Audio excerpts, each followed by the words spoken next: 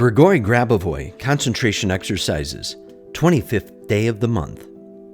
Exercise number 1. On the 25th day of the month, you can concentrate on any object of your choice.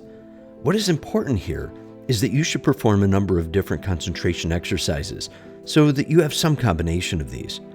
After an analysis of these selected concentration techniques, you should combine various objects upon which you focused into groups, according to some general characteristic.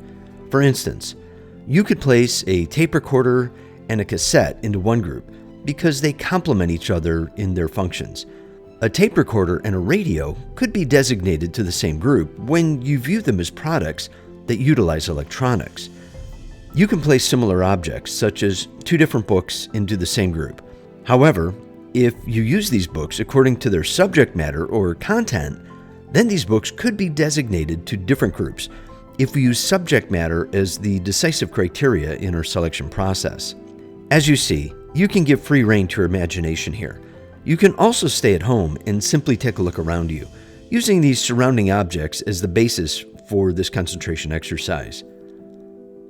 Exercise number 2. 7-digit sequence of numbers.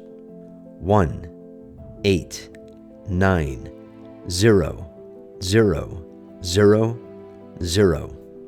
9-digit sequence.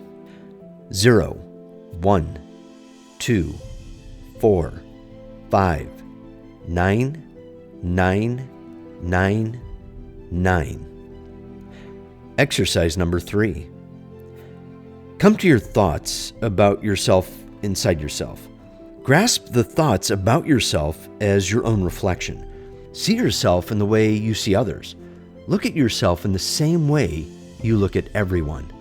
See yourself in the same way you see the branch of a tree, the leaf of a plant, the morning dew, or the snow on your windowsill.